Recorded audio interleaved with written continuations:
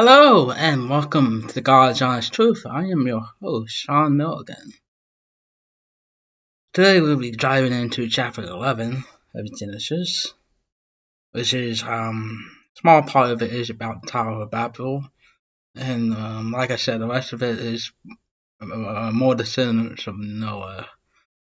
So, and I'll admit, part of me was a bit confused when I first read this, but after thinking about it, I think I have a few ideas about how to make better sense of it.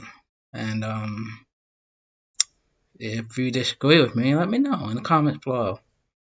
Part of the reason why I do this is to open up those kinds of discussions. I want people to understand the Bible better, even if I don't always understand the Bible.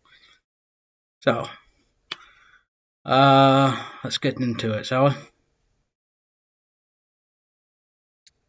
So, 11th first one. At one time, the whole world spoke a single language and used the same words. As people migrated eastward, they found a plain in the land of Babylonia and settled there. There's Babylonia, which was mentioned in the last chapter, which we know was found from Nimrod.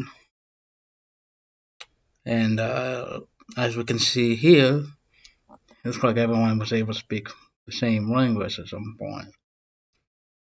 But we know nowadays there's like a whole bunch of different languages, Spanish, German, Italian, English, different versions of English,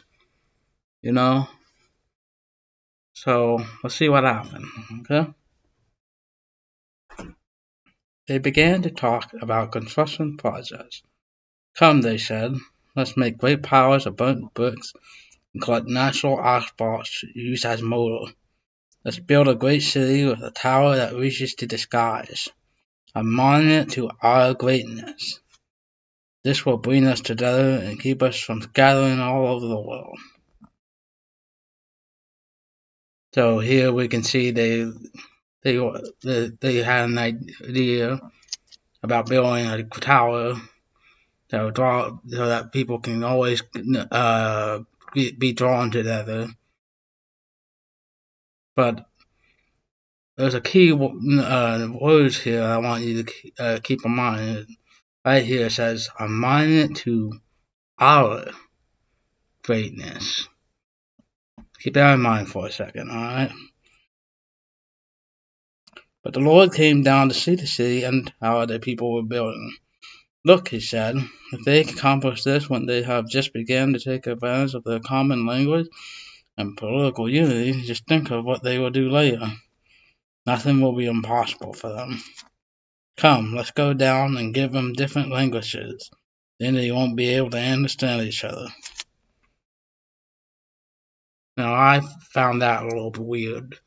Why God care so much? Why is it written like he's scared, And I didn't think that was quite right. I don't think God was scared necessarily. I mean, he's God for crying out loud. He just got done wiping off humanity from the face of the earth, except for Noah and his family. Okay, if he wanted to, he could do it again. So, and I'll admit, I was confused about that. That seems a little weird. But then I thought about it, and that was that phrase from the previous verses, a monument to our greatness. And that's when my first theory popped up, and that's that they tried to do it in their greatness and their image instead of God's image. And if there's one thing we learn early on, that God really doesn't like it when you don't do things in His name, He doesn't. He's a very jealous God in that nature. That was my one theory about that. Another possibility that I thought of could be that maybe humans just weren't ready for it yet. and that could be from that passage I read not too long ago. Like, hey, look how they're taking advantage of everything already. Who knows what they'll do next? Maybe God thought they weren't quite ready for that yet. That is another possibility. But I think it's more of the first one. Or it could be a little bit of both. It could be a little bit of both. But I think it's more of the first theory. God didn't like it that they were doing it for their own selfish reasons. Alright, let's move on. That way the Lord scattered them all over the earth, and that ended the building of the city. This is why the city was called Babel, because it was there that the Lord confused the people by giving them many languages that scattered them across the earth. When Sam was 100 years old, his son FX was born.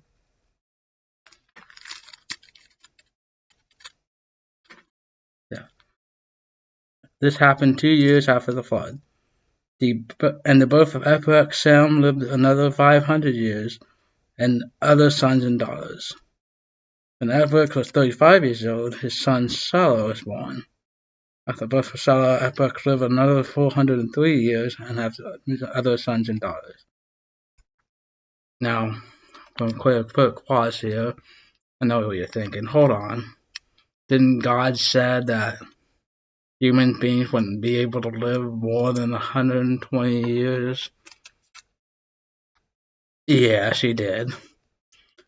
And I hear you. It seems like a counterproductive thing going on here. But I don't think that's quite correct. I think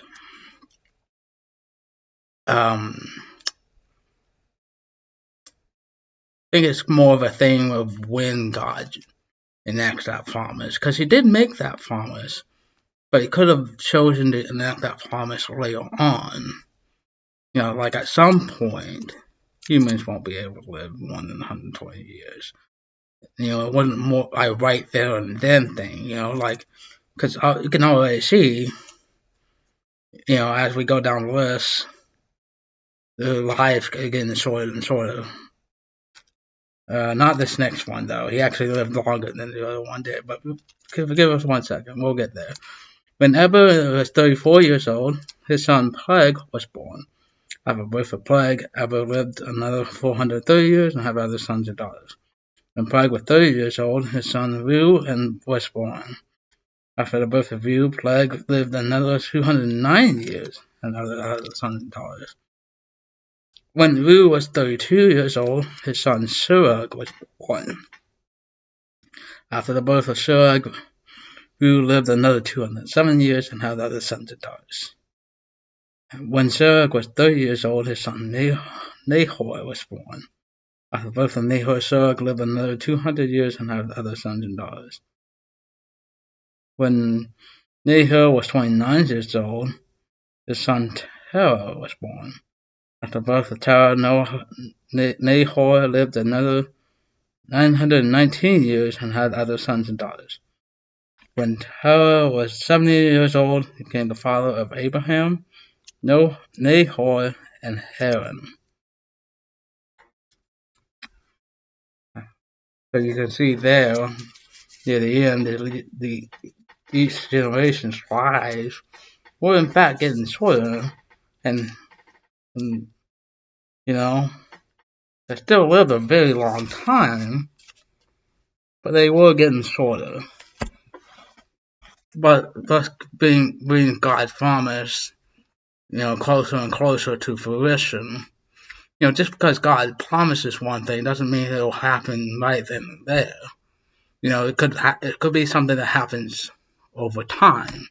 And I think that's something we have to keep in mind when you're reading the old books, the Old Testament. Okay, well there you have it. That is the story of Babel, and even more Decedents. Next time we will talk about Abraham and his trip to Egypt. that should be an interesting one. In the meantime, I'm Sean Milgan. This has been the God's Honest Truth.